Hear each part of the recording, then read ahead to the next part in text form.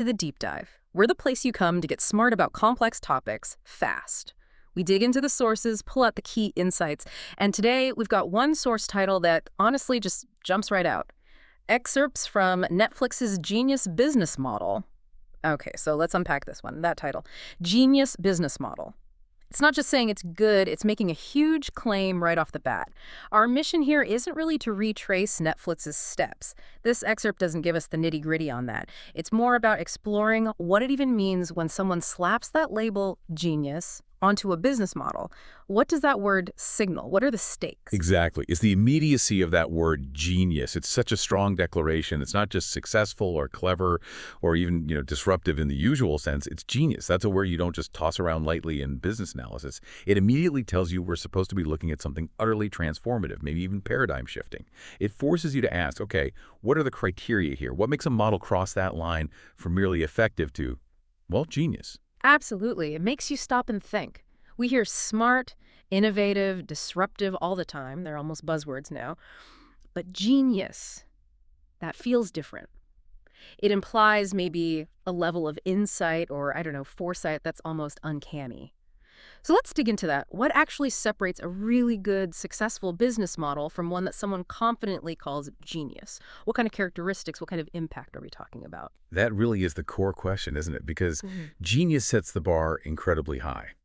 When we talk about a genius business model, we're generally looking for a few key things, a sort of constellation of attributes. One of the big ones, almost inevitably, is disruption. But it's disruption on a grand scale. We're talking about fundamentally changing how an existing industry works, or maybe even creating a whole new market space that wasn't there before. It's the kind of disruption that, when you look back, seems obvious, almost inevitable, but at the time, revolutionary. It doesn't just compete. It makes the old way look, well, obsolete. Right. It's not just building a better mousetrap. It's deciding mice aren't the problem anymore. It changes the entire landscape, that level of impact. It's huge. It forces everyone else to either adapt drastically or just fade away. Precisely. And tied very closely to that, often enabling it, is radical innovation. And again, we're not talking about incremental improvements here.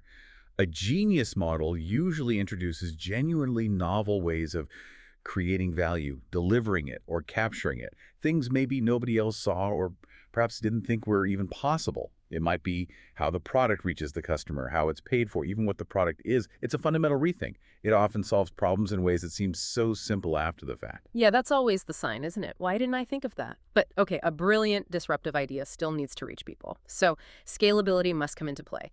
How is Genius's scalability different from just getting big? That's a key distinction. Genius scalability isn't just about growth. It's about the design of the model. It allows for exponential growth, often without costs ballooning proportionally.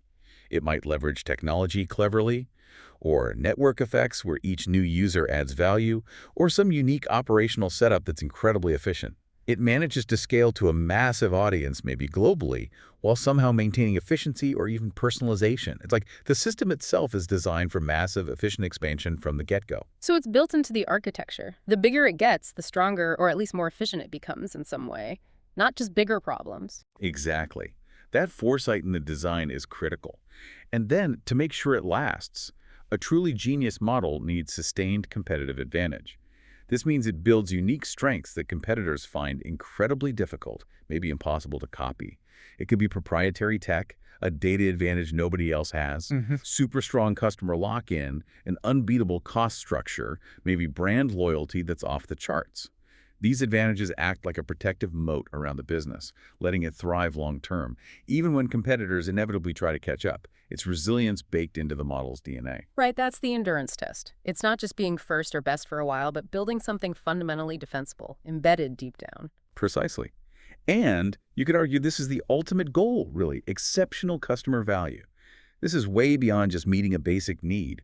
A genius model often delivers a product or service that deeply resonates with customers, perhaps anticipating needs they didn't even know they had. It solves a major pain point, offers incredible convenience, or an experience that's so good, customers become, advocates. evangelists almost. It's about truly getting the customer at a profound level. Wow. Okay, so it's a combination then. Disruption, radical innovation, efficient scalability, a strong defensive moat, and just nailing what customers want, maybe even before they know it themselves. Yes, connecting all those dots. When a source calls a model genius, it's implying it hits these marks, and likely more. It suggests something truly transformative. It's not just winning in the current market, it's changing the rules of the market itself. Setting new benchmarks, altering behaviors, maybe creating entirely new expectations. It leaves a lasting mark. And what's so interesting for us and for you listening is that our source just states it. Netflix's genius business model. It doesn't argue the case in the title, it asserts it, which immediately makes you lean in and think, okay, what did Netflix do then? What within their specific approach must have ticked these boxes, disruption, innovation, scalability, advantage, value, to warrant that huge praise? It frames the whole thing. So let's pivot specifically to Netflix, based purely on that label in our source. Again, we don't have the details from the source explaining the why, but if an observer is calling it genius, what kind of underlying actions or foresight related to Netflix might they be pointing to implicitly? What does that label demand we consider about Netflix's journey? That's where the label gets really powerful when attached to a known company. Even without the specifics from the source, calling the Netflix model genius forces us to think about what kind of evidence would justify such a claim. It implies Netflix must have demonstrated those genius traits we discussed in a significant way.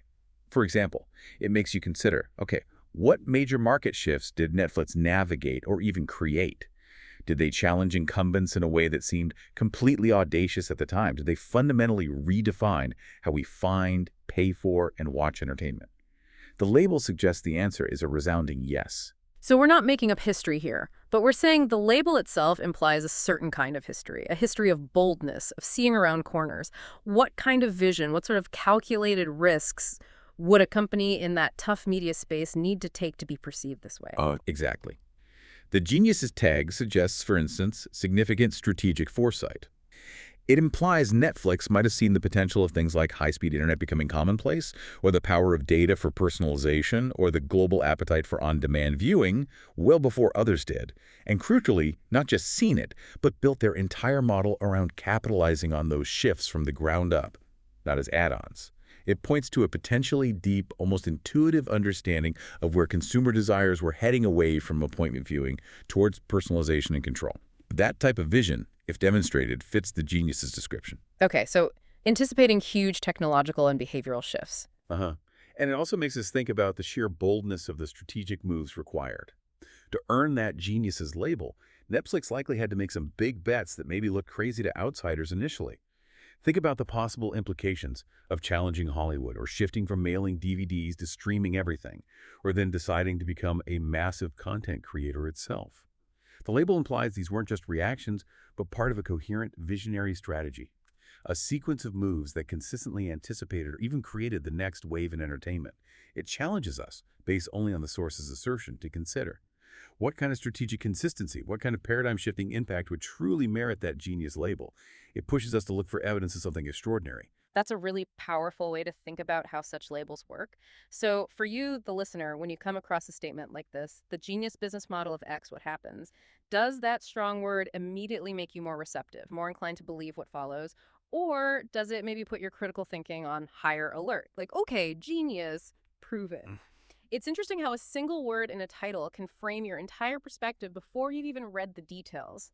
So wrapping up this deep dive, we started with just a title from our source stack, The Genius Business Model of Netflix. And while that excerpt was brief, wow, it opened up a really rich discussion about what genius actually means in a business context. It seems to be this potent mix: radical disruption, visionary innovation, smart scalability, a durable competitive edge, and fundamentally delivering exceptional, maybe even predictive customer value. Indeed. That one source title gave us a lot to chew on. It sets an incredibly high standard. It really leaves us appreciating not just what a so-called genius model might achieve, but also thinking critically about how we evaluate these kinds of strong claims.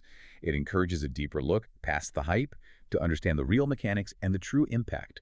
Does the reality justify that powerful description? Right. And that brings us to our final provocative thought for you to consider after we sign off. If you had to pick just one characteristic from our discussion today, disruption, innovation, scalability, sustained advantage, or exceptional customer value, Which single characteristic do you think is the absolute most defining one for a business model to truly earn the title genius? And perhaps more importantly, why does that specific characteristic carry so much weight in your view? Something to mull over. We'll see you next time on The Deep Dive.